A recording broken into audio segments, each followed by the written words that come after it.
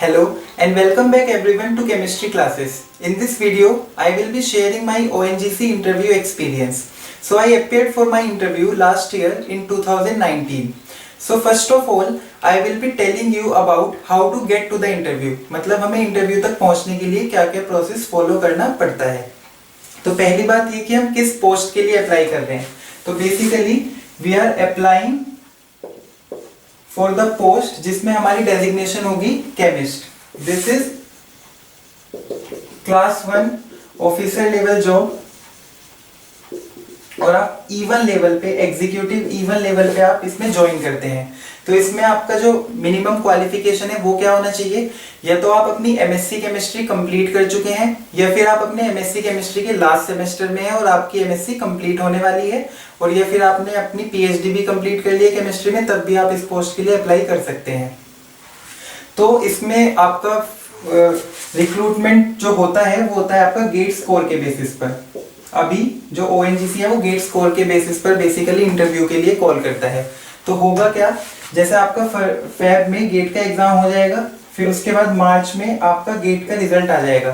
तो generally April first week में ONGC की वेबसाइट पर रजिस्ट्रेशन ओपन हो जाता है. उसमें हम इस पोस्ट के लिए अप्लाई कर सकते हैं और उसमें वो गेट का स्कोर हमारे से फिल करवाते हैं.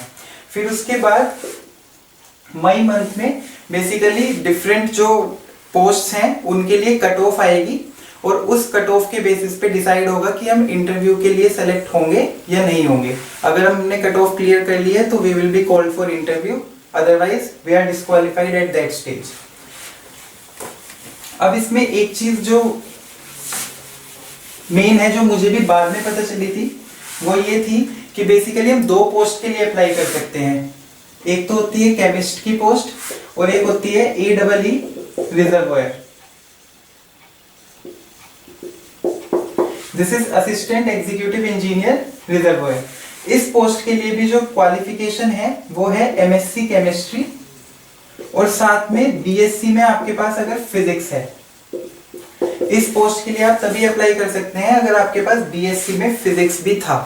तो केमिस्ट के लिए एमएससी केमिस्ट्री और इस पोस्ट के लिए एमएससी केमिस्ट्री प्लस फिजिक्स के साथ बीएससी आपकी होनी चाहिए. तो आप दोनों पोस्ट के लिए अप्लाई कर सकते हैं. दोनों की अलग अलग कट ऑफ आएगी गेट स्कोर के बेसिस पे. आप कोई सी भी कट ऑफ क्लियर करते हैं तो आपको इंटरव्यू के लिए कॉल किया जाएगा. फिर उसके बाद जब आप वो कट ऑफ क्लियर कर लेते हैं तो मई में वो लिस्ट आ गई जिसमें आपको पता चल गया कि आप कट ऑफ क्लियर कर लेंगे. फिर अगर आप कट ऑफ क्लियर कर लेते हैं तो उसके बाद वो एक पूरा डिटेल्ड एप्लीकेशन फॉर्म भरवाते हैं. डिटेल्ड एप्लीकेशन फॉर्म, उस फॉर्म में बेसिकली ज्यादा इन्फो होती है, मतलब वो सब चीजें उसमें फिल करवाते हैं. जैसे आप ओएनजीसी क्यों ज्वाइन करना चाहते हैं, आपका क्या इंटरेस्ट है और आपकी हॉबीज क्या है, आपकी अचीवमेंट्स क्या है. वो एक डिटेल्ड फॉर्म होता है, वो आपको फिल करना होता है और उसी समय आपको जो अपने रिक्वायर्ड डॉक्यूमेंट्स होते हैं वो भी उसी समय सबमिट करने होते हैं. फिर जब ये वाला प्रोसेस कंप्लीट हो जाता है तो उसके बाद आपका इंटरव्यू कॉल लेटर जनरेट होता है. उसके बाद आपका इंटरव्यू कॉल लेटर आएगा और इंटरव्यू कॉल लेटर में आपका लिखा होगा कि आपके इंटरव्यू की डेट क्या है. वो जनरली जून जुलाई में इंटरव्यू होता है. फिर उसके बाद आप इंटरव्यू के लिए अपियर होते हैं. तो अगर आपने सिर्फ केमिस्ट की पोस्ट के लिए अप्लाई किया है तो आपका इसी पोस्ट के लिए इंटरव्यू होगा, और अगर आपने इसके दोनों के लिए अप्लाई किया है तो आपका दोनों पोस्ट के लिए होगा. जब लास्ट ईयर हमारे साथ ऐसा हुआ था तो जो केमिस्ट वाली पोस्ट के लिए जो इंटरव्यू पैनल था और रिजर्वॉयर वाली पोस्ट के लिए जो इंटरव्यू पैनल था वो सेम था. तो दोनों पोस्ट के लिए अप्लाई करने के बाद भी इंटरव्यू एक ही हुआ था. सपोज अगर इसके लिए इंटरव्यू पैनल अलग होता और इसके लिए इंटरव्यू पैनल अलग होता तो आपके फिर दो इंटरव्यू होंगे. तो वो आपको बताया जाएगा, मतलब वो आपके कॉल लेटर में लिखा रहता है कि आपके दो इंटरव्यूज हैं, लेकिन ये चीज आपको वहीं पे जाके पता चलेगी कि इंटरव्यू पैनल दो बैठे हैं या एक बैठा है.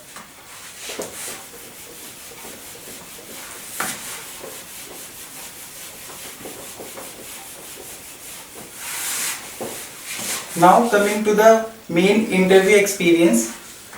तो जब मेरा इंटरव्यू था वो लगभग 15 मिनट का था और मेरा इंटरव्यू जो स्टार्ट हुआ था वो एकेडमिक की बात से स्टार्ट हुआ था. तो पहले उन्होंने मेरे से पूछा था कि एमएससी और बीएससी के बारे में बताओ, अपनी क्लास परफॉर्मेंस के बारे में बताओ. फिर उसके बाद इसमें आप अपने हॉबी भी पूछी थी मेरी, हॉबी के बारे में भी लगभग 5 मिनट ही 1-2 मिनट डिस्कशन हुआ था। तो आप अपनी जो हॉबी लिखते हैं उसके बारे में अच्छे से देख के जाइएगा, क्योंकि वो पूछते हैं कि आपकी हॉबी क्या है और फिर पूछते भी हैं एक्चुअली में कि बताओ उसके बारे में थोड़ा। फिर इसके बाद उन्होंने मेरे से पूछा था कि अच्छा आप ओएनजीसी में केमिस्ट की पोस्ट के लिए अप्लाई कर रहे हैं। मैंने एक्चुअली एई रिजर्वायर के लिए नहीं भरा था, मैंने सिर्फ केमिस्ट के लिए अप्लाई किया था। तो ओएनजीसी में केमिस्ट का रोल क्या है? तो बेसिकली ओएनजीसी में जो केमिस्ट है वो बेसिकली जनरली ब्रॉडली 3 डिपार्टमेंट में जा सकते हैं। एक होता है आपका सरफेस टीम। सरफेस टीम में basically you act as a quality control man. Basically जो ऑयल हमने प्रोड्यूस किया है उस ऑयल की आपको क्वालिटी चेक करनी होती है। तो इसमें आपका जो मेजर काम होता है वो होता है as a quality control officer. फिर एक होता है आपका ड्रिलिंग फ्लूइड सर्विसेज।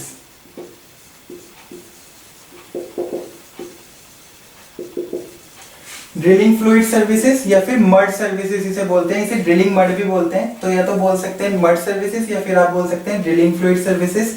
इसमें क्या होता है, जब भी आप वेल खोदते हैं तो जो होल करते हैं बेसिकली उस होल को करने के लिए हमें एक मड की रिक्वायरमेंट होती है, जिसे ड्रिलिंग फ्लूइड की रिक्वायरमेंट होती है। तो उसकी कंपोजिशन मेंटेन करने के लिए बेसिकली केमिस्ट की रिक्वायरमेंट होती है। और एक होता है आपका आर&डी में। आर&डी मतलब research and development lab. In labs में क्या होता है, या तो आप जो नॉर्मल एनालिसिस जो रूटीन एनालिसिस हैं वो करते हैं, और या फिर आप नई मेथोडोलॉजी फाइंड करने की कोशिश करते हैं कि आप नए तरीके से किसी चीज को कैसे कर सकते हैं। या फिर जैसे जो ड्रिलिंग फ्लूइड होता है इनकी कंपोजिशन, मतलब बेसिकली इसमें आप जो एग्जिस्टिंग प्रैक्टिसेस हैं वो करते हैं और कुछ नया पता लगाने की भी कोशिश करते हैं। तो बेसिकली ये 3 मेजर डिपार्टमेंट हैं जिसमें केमिस्ट जा सकता है। तो यही हमारा ओएनजीसी के अंदर मेन रोल है। फिर इसके बाद उन्होंने मेरे से पूछा था कि ड्रिलिंग फ्लूइड की कंपोजिशन बताओ। जो आपका ड्रिलिंग फ्लूइड है उसकी कंपोजिशन क्या है? तो इसकी कंपोजिशन बेसिकली वेरी करती है, मतलब कंपोजिशन में जो कंपोनेंट है वो भी आपका वेरी करता है और कितना वो डलेगा वो भी आपका वेरी करता है। और ये डिपेंड करता है कि आप वेल खोद कहाँ पे रहे हैं। जहां पे भी आप वेल खोद रहे हैं उस प्लेस पे डिपेंड करता है कि आपकी ड्रिलिंग फ्लूइड की कंपोजिशन क्या होगी। बट जनरली जो इसमें कंपोजिशन होती है उसमें होता है आपका जैसे बेराइट और आपका कैल्शियम कार्बोनेट, और सपोज कोई भी एल्केली, सपोज कैल्शियम हाइड्रोक्साइड। और इसमें विस्कोसिफायर्स भी होते हैं जो आपकी जनरली विस्कोसिटी बढ़ाने में मदद करेंगे। और सपोज आपका जो ड्रिलिंग मड है वो आपका ज्यादा विस्कस हो गया है तो आपको ऐसी भी चीजें डालनी पड़ सकती हैं जिससे आप विस्कोसिटी कम करना चाहते हैं। या फिर आप इसमें कुछ जैसे आपने एल्केली डाली है इससे आप पीएच भी कंट्रोल करते हैं। तो बेसिकली ड्रिलिंग फ्लूइड की कंपोजिशन वेरी करती है और इसमें काफी सारे कंपोनेंट्स इंक्लूड होते हैं। तो मैंने कुछ उसमें से कंपोनेंट्स बताए थे। फिर उन्होंने मेरे से कहा था कि ड्रिलिंग मड का यूज क्या है। तो इसका यूज मेनली यही है कि जब भी आप कोई भी होल ड्रिल कर रहे हैं तो बेसिकली जो आपकी ड्रिलिंग बिट है, ये जो ड्रिलिंग फ्लूइड है ये उसे ल्यूब्रिकेट करने में मदद करता है। उस ड्रिलिंग बिट को ये कूल रखता है।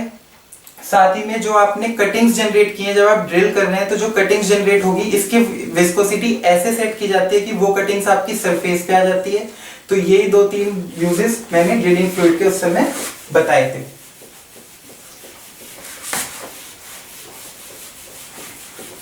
तो इंट्रोडक्टरी पार्ट में और ओएनजीसी से जो रिलेटेड क्वेश्चन था उससे तो मेरे से यही पूछा गया था।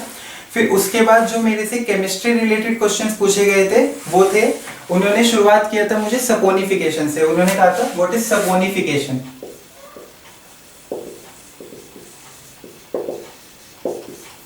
तो सपोनिफिकेशन मैंने डिफाइन किया था कि basically it is the process in which a fat या फिर ऑयल को आप कन्वर्ट कर दोगे। ये एक ऐसी प्रोसेस है जिसमें आप फैट और ऑयल को कन्वर्ट कर दोगे करस्पॉन्डिंग एल्कोहल में और कार्बोक्सिलिक एसिड के सोल्ट में bye treatment with base like KOH। मतलब आपके पास क्या होगा, सपोज आपके पास कोई फैट है, सपोज ट्राइग्लिसराइड,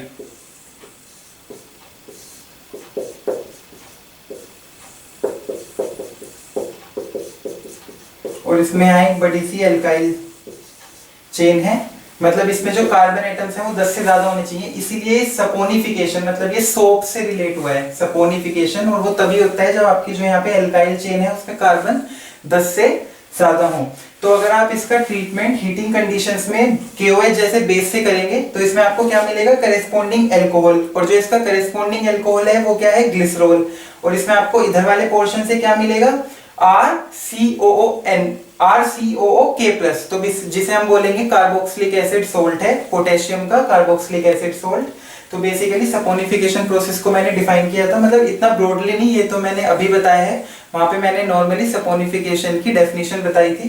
फिर उसके बाद इन्होंने मेरे से पूछा था कि अच्छा सपोनिफिकेशन वैल्यू क्या होती है, फिर सपोनिफिकेशन वैल्यू, तो basically saponification value is the amount of KOH used in milligrams to saponify 1 gram of fat, मतलब 1 ग्राम को फैट को सपोनिफाई करने के लिए आपका कितना KOH लगेगा, वो भी मिलीग्राम्स में, वही आपकी सपोनिफिकेशन वैल्यू होती है।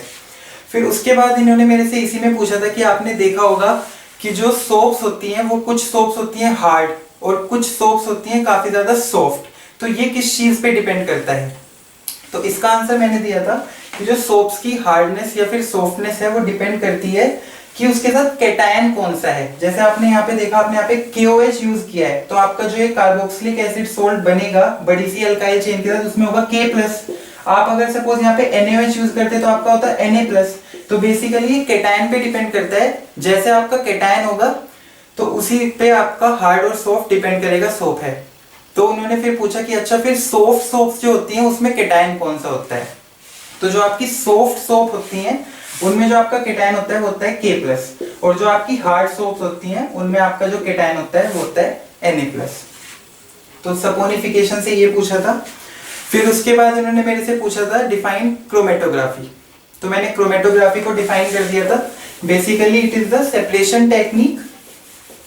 तो इसमें आप क्या सेपरेट करते हैं, इसमें basically we are separating a mixture, that mixture can have 2 components और मोर देन 2 कंपोनेंट्स।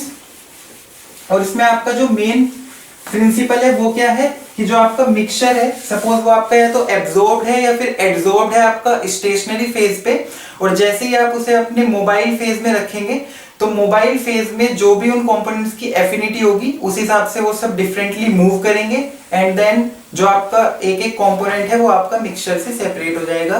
तो क्रोमेटोग्राफी में ये डेफिनेशन पूछी थी। फिर इसके बाद इन्होंने मेरे से पूछा था कि अच्छा आपने देखा होगा कि कॉलम क्रोमेटोग्राफी यूज करते हैं, तो उसमें कॉलम के अंदर क्या फिल करते हैं, तो मैंने उसमें बताया एल्यूमिना यूज करते हैं और सिलिका यूज करते हैं। फिर उन्होंने कहा अच्छा सिलिका को कभी सुना है कि सिलिका जेल बोलते हैं, तो सिलिका जेल को सिलिका जेल क्यों बोलते हैं, व्हाई नॉट ओनली सिलिका।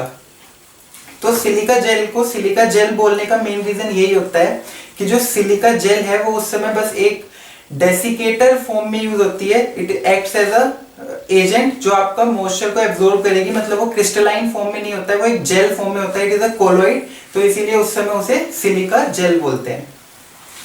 फिर उन्होंने एक क्वेश्चन मेरे से पूछा था व्हाट इज डाईएजोटाइजेशन।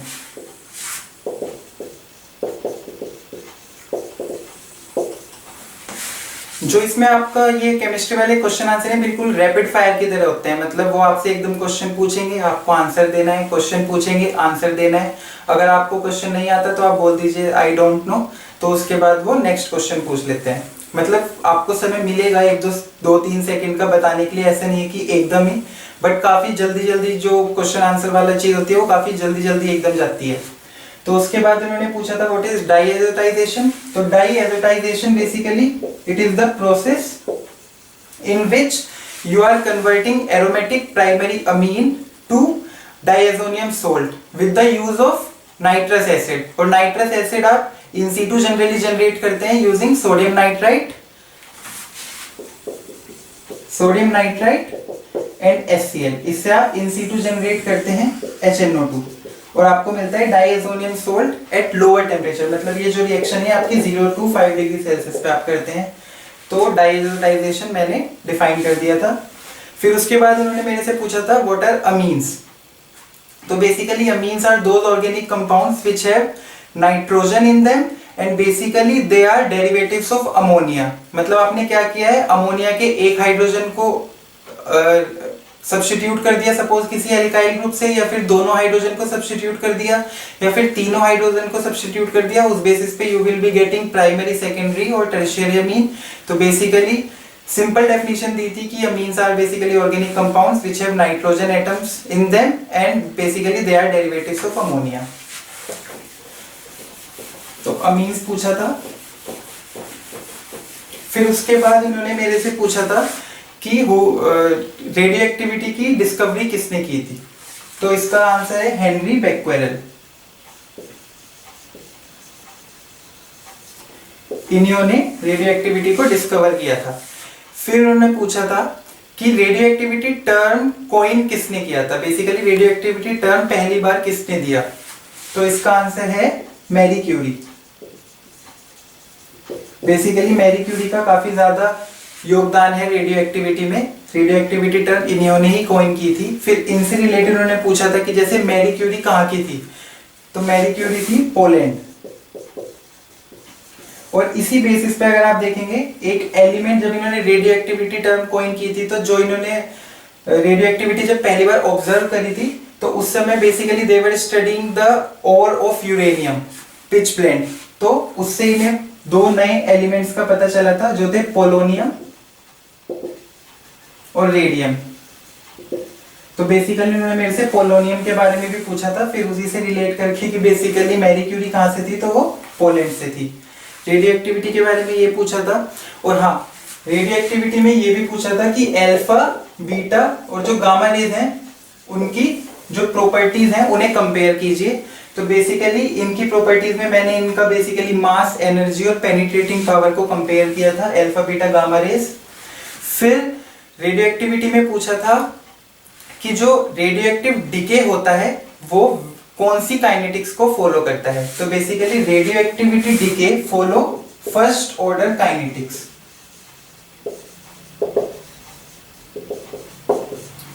फिर उन्होंने पूछा था कि फर्स्ट ऑर्डर काइनेटिक्स जैसे आप बोल रहे हो, तो what are first order reactions. तो basically first order reactions are those reactions which obey rate law R = K and concentration of the reactant to the power 1। तो बेसिकली ये तो आपकी सबसे सिंपलेस्ट फर्स्ट ऑर्डर रिएक्शन हो गई।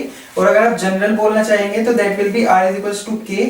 और यहाँ पे आपकी कितनी भी कंसंट्रेशन ऑफ रिएक्टेंट हो सपोज, और यहाँ पे आपका जो ये पावर है XYZ है, तो आपका जो X + Y + Z का जो सम है वो 1 होना चाहिए। तो that will be first order reaction. तो रेडियो एक्टिविटी डिके जो होता है that obeys first order kinetics. फिर उसके बाद उन्होंने मेरे से इसमें ही पूछा था कि हाफ लाइफ क्या होती है। तो basically half life is the time in which your reactant will be half. मतलब सपोज आपने 1 मोल से शुरू किया, तो इसे आधा मोल जब ये बचेगा उसमें कितना टाइम लगेगा, that is your half life. फिर उसके बाद इन्होंने इसी में मेरे से पूछा था कि आप हाफ लाइफ को कैलकुलेट कैसे करते हैं। तो उसके लिए उन्होंने मुझे पेंसिल और पेपर दिया था और कहा था कि इस पे आप फॉर्मूला लिखो कि कैसे हाफ लाइफ को कैलकुलेट करते हैं। तो हमें पता है कि फर्स्ट ऑर्डर रिएक्शन के लिए KT = ln A/A-x। ये तो हो गया आपका रेट कांस्टेंट, ये हो गया आपका टाइम, ये हो गया आपकी इनिशियल कंसंट्रेशन। ये मैं जब उस समय पेपर पे लिख रहा था तो लिखते लिखते मैंने डिफाइन किया था। मैंने ये इक्वेशन लिखी कि फर्स्ट ऑर्डर काइनेटिक्स के लिए ये हमारे पास इक्वेशन होती है। और फिर उसके बाद इसमें मैंने ये टर्म्स डिफाइन की। फिर बोला A is initial concentration and A-x is the concentration that is left after some time t। मतलब लेफ्ट ओवर कंसंट्रेशन है। तो अगर हम हाफ लाइफ की बात कर रहे हैं तो जो हमारे पास लेफ्ट ओवर कंसंट्रेशन है वो इनिशियल कंसंट्रेशन की हाफ है। तो इसका मतलब क्या हुआ, A-x = A/2। तो जब हम इसमें पुट करेंगे तो ln A/A/2, A से ये कैंसिल हो जाएगा तो ये हो जाएगा ln 2। तो इसका मतलब क्या हुआ कि KT = ln 2। और ये कंडीशन कब है, जब हमारा हाफ लाइफ की हम बात करते हैं, इसलिए यहाँ T पे हम यहाँ पे हाफ लिखते हैं। तो T half will be equal to ln 2/K। तो ये फॉर्मूला मैंने लिख के दिखाया था कि अगर हमें हाफ लाइफ कैलकुलेट करनी है तो we will be using ln 2/K। तो रेडियो एक्टिविटी में मेरे से यही पूछा था, फिर इसके बाद मेरा इंटरव्यू खत्म हो गया था। सो मतलब ज़्यादा देर आपका ONGC का इंटरव्यू नहीं चलता है, 15 मिनट के करीब चलता है। और उसमें बेसिकली शुरू में इंट्रोडक्टरी पार्ट होता है जिसमें वो आपकी पढ़ाई के बारे में, आपके बारे में, आपकी फैमिली के बारे में कुछ भी पूछ सकते हैं। और फिर उसके बाद एक थोड़ा सा पोर्शन होगा जिसमें वो थोड़ा ONGC से रिलेटेड पूछते हैं, आपके ONGC में रोल के बारे में पूछते हैं। और फिर उसके बाद जो आपका थर्ड पार्ट होगा उसमें आपका डायरेक्ट जो आपका सब्जेक्ट है जिसके लिए आपने अप्लाई किया है, सब्जेक्ट नॉलेज वो आपकी चेक करते हैं। और काफी बेसिक क्वेश्चन होते हैं, मतलब इसमें आपने देखा भी होगा इतना ज्यादा हाई फाई इन्होंने कुछ नहीं पूछा है, बहुत ही बेसिक 11-12 के क्वेश्चंस पूछे हैं। और बेसिकली जो थोड़े कोलोइड से रिलेटेड क्वेश्चन होते हैं वो जनरली जरूर पूछते हैं, क्योंकि ऑयल सेक्टर में जब आप काम करेंगे तो बेसिकली वहाँ पे इमल्शन का काफी ज्यादा यूज रहता है, तो इसीलिए कोलोइड्स आप जरूर पढ़ के जाना। और आप जनरली ONGC के इंटरव्यू के लिए अगर आपको केमिस्ट्री के लिए पढ़ना है तो आप NCERT 11-12 की NCERT आप पढ़ सकते हैं।